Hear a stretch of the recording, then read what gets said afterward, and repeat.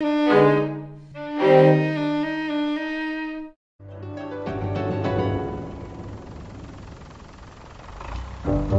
Soviet Union was the first state to formally renounce truth in order to build a classless utopia. Truth was a bourgeois illusion. This new civilization only needed electrification and the truths of the Communist Party. Well, the whole thing was one big lie to the extent that it was never admitted that anything was wrong with the system. It was never admitted that it wasn't working, that it was, above all, never admitted that Stalin was not right about everything, in everything he said, everything he did. But anybody could see that that was not so. Stalin's first big lie grew out of his deliberate starvation of the peasants in the Ukraine. In 1932, Stalin demanded a grain delivery from there that led to mass hunger. Stalin's agents seized the last remnants of food stocks. Resistance was met by the burning of villages, terror, mass executions.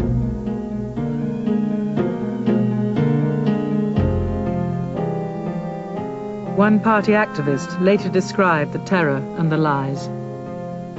In the terrible year 1933, I saw women and children with distended bellies turning blue. I heard children choking on their own screams. It was excruciating to see this. But I told myself I mustn't give in to pity. For communism, everything was permissible, to lie and to destroy even millions of people.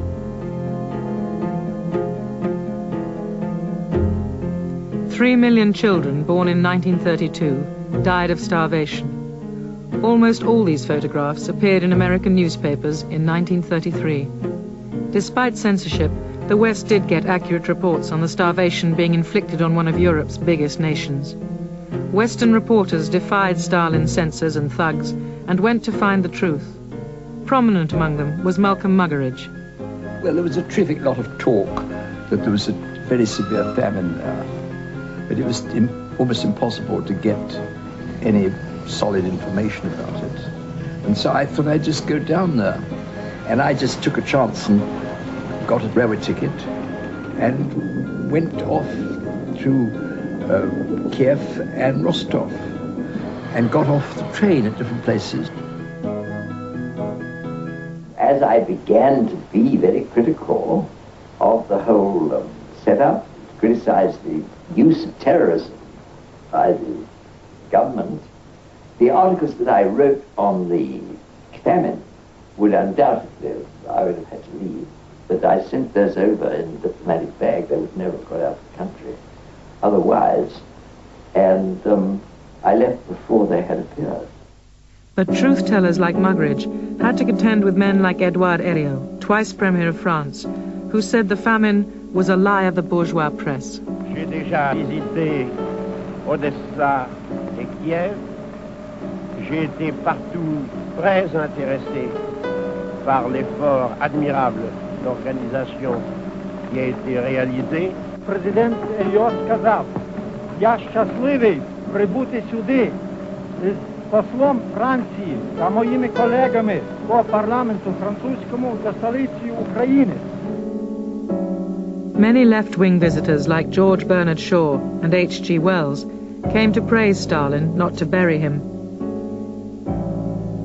H.G. Wells said, apart from individual atrocities, the Red Terror did kill for a reason. But many were just duped. Well, they were literally taken for a ride. They were filled up with vodka and caviar. They were shown model collective farms. There's a Russian word, pokazhuka, which really sums up. They're very good at window dressing. Hello, all my friends in America. Hello, all you dear boobs who have been saying for a month past that I have gone dotty about Russia. Well, If the latest news from your side is true, you can hardly be saying that now. Russia has the laugh of us. She has us fooled, beaten, shamed, shown up, outpointed. Russia flaunts her budget surplus of 150 million. Her people employed to the last man and woman. Her scientific agriculture doubling and trebling her harvests, her roaring and multiplying factories, her efficient rulers, her atmosphere of such hope and security as has never before been seen in a civilized country on earth. Walter Duranty of the New York Times supported Stalin's lies to keep a privileged place in Moscow. In his influential articles, he said reports of famine were mostly bunk, but he knew the truth. A British embassy file nails Duranty as a liar. It records that in private, Mr. Duranty considers it possible that 10 million people may have died directly or indirectly from lack of food.